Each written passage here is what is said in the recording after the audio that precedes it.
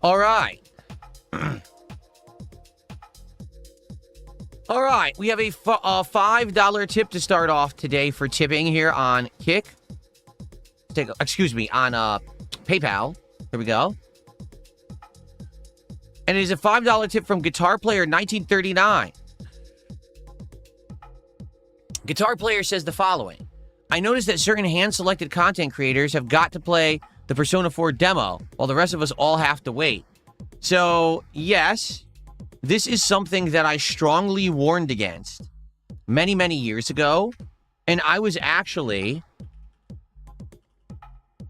Oh, thanks for those jewels over there. I'll shut that out in a second. I was actually publicly derided and made fun of it. But now, it's become the industry standard. And now all of a sudden, people are like, oh, so maybe this isn't so good. So what I'm talking about is certain creators being handpicked, put on a selected green light list or approved butt kissers list, and getting absolutely everything early. Whether it's early access to a game, a beta, a demo, being flown out to a special event and literally being pampered on hand and foot, being a paid vacation in order to celebrate the launch of a game, and then conveniently they cover it and they hype that game and claim the game is really good. Isn't that what I warned about many, many years ago? I'll give you the perspective because many of you probably don't remember. So many years ago, there was a game coming out by the name of State of Decay 2. Okay? Now, for the record, State of Decay 1, I had absolutely loved. I thought it was an absolutely great game. Okay? But State of Decay 1 came out of nowhere. Okay? It had dropped out of the blue. And people loved it, and it became the surprise hit of the summer. Then they started developing State of Decay 2, and it was weird because they weren't really showing that much of the game or anything like that, and it took a long time to come out, and people were like, what's taking so long? And then all of a sudden, it was about, I want to say about a week before State of Decay 2 was coming out officially so people could buy it and play it, all of a sudden, out of nowhere, there was a select group of content creators who were given the game ahead of time. Full release. It wasn't like, oh, they get a little preview. No, they had the entire game. And they were allowed to play it and stream it early. And they ended up getting excessive amount of views on it because they were able to play the game a week early. So everyone watched them. They made tons of views and money on it. All right. And basically, they made out like kings, basically, because they had access to a game early.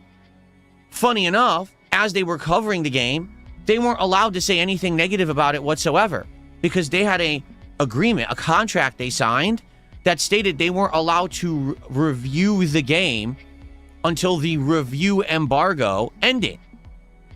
Guess when the review embargo ended? The day before the game came out.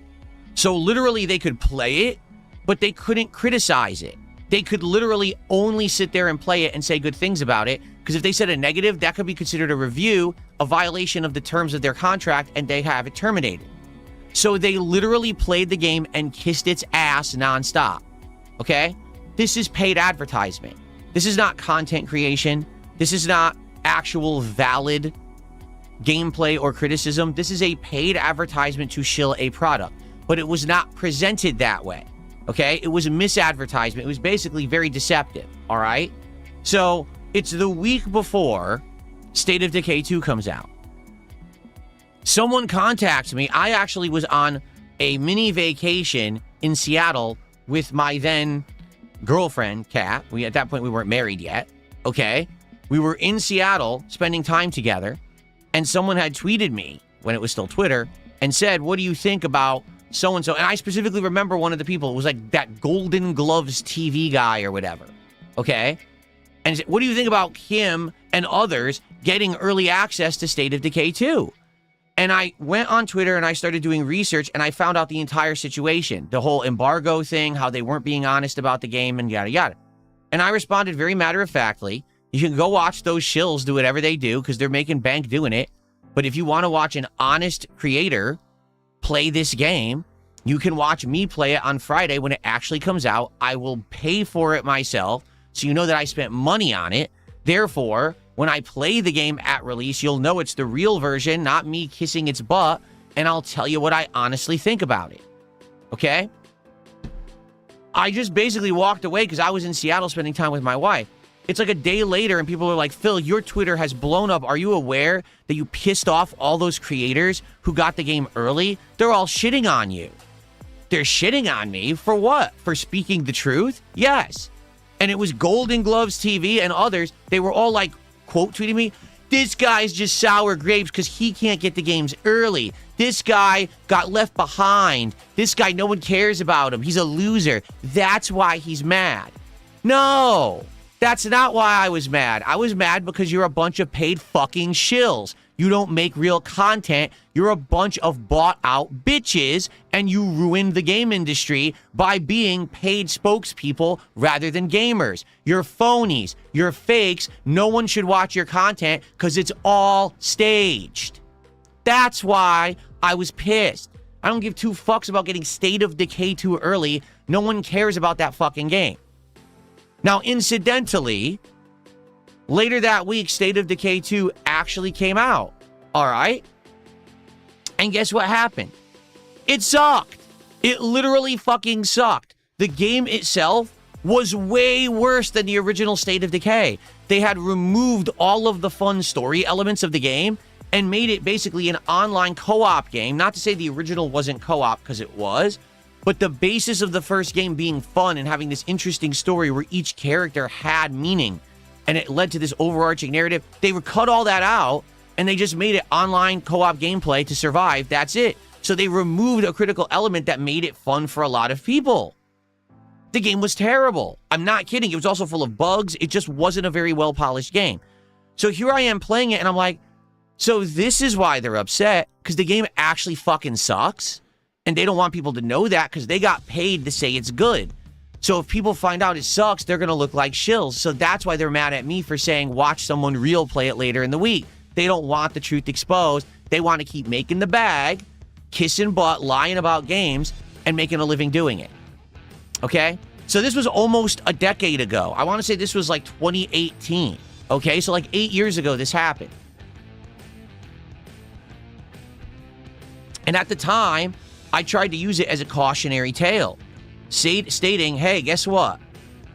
If you allow this to happen, if you keep supporting people who are paid shills, who take the bag, who have that big sponsorship opportunity, who play the game early before you, who get access before you, who think they're more important than you, they're an influencer rather than a gamer, if you keep supporting those people, the industry won't exist anymore. And what I mean by that is you won't have real creators because the real creators will be pushed to the side, bumped down in the algorithm, and impossible to find. Instead, what will happen, you'll only see paid shills. Okay? That's it. Like, literally, that's it. That's all you will see. So, that's lame. And I don't want the entire content creation, industry of gamers to become, I only watch 5 people who are shills, right? And it's funny because even in other, places that used to be grassroots, like the fighting game community, even now they have figureheads that are paid shills. Everyone complains about Justin Wong literally taking every single possible sponsorship opportunity because he just wants to make the bag for him and his family. Now, it's respectable that his family's doing well because he takes the bag, but when he's shilling Saudi hotels and shit, yeah, you probably get a little skeptical about the guy's motives and if he's really being truthful or not in the shit that he says, right? So, this is what's going to happen.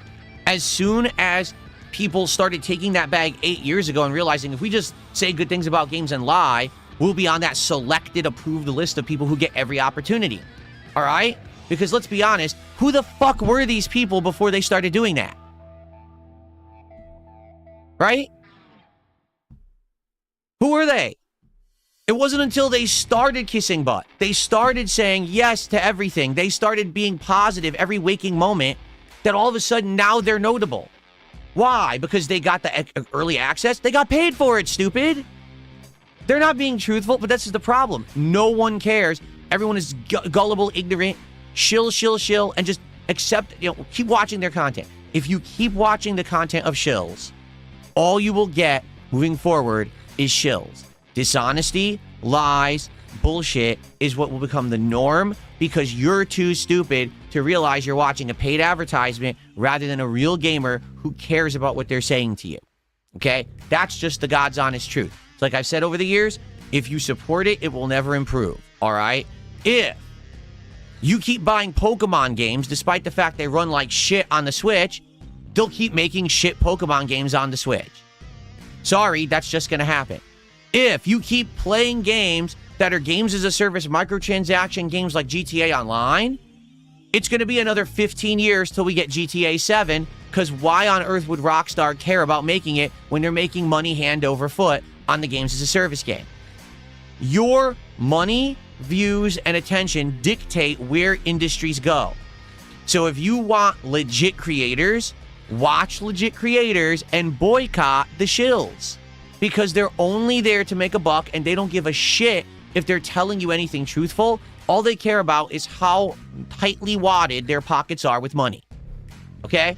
So 8 years ago, that was the case, and I got dragged over the fucking coals for it. Here we are 8 years later. The problem is way, way, way worse because people didn't listen. Now, even early betas, I mean, Persona 4 Remake comes out, what, February? Why do creators have it in August? Because they're shills. That's it. It's the only reason. The approved selected creators were graced with the access to play it early. So now they get early views, they make early money, they get early hype on their content, and they benefit. And then, of course, they're just going to say positive things about the fucking game. And you're supposed to believe that that's legit. It's not. It's advertisement. They don't respect you. They just want your money. Sorry, but that's just the case. I know, because people were like, well, oh, he mentioned Justin Wong. I like Justin Wong. I think Justin Wong is a good person. I'm going to say that up front. I think he's a good person. I think he's a great video game player, fighting game player, and I think that he's a great family man. I understand why he takes the bag, but that doesn't mean I have to actually approve of it or like it. I have the right to speak my opinion on it and criticize it, okay? Fair enough? So, no, I don't detest the people who take the bag, but I see the industry going in a very negative way if people keep accepting it and watching that crap. It's garbage. Okay? There you go. I got a $2 tip.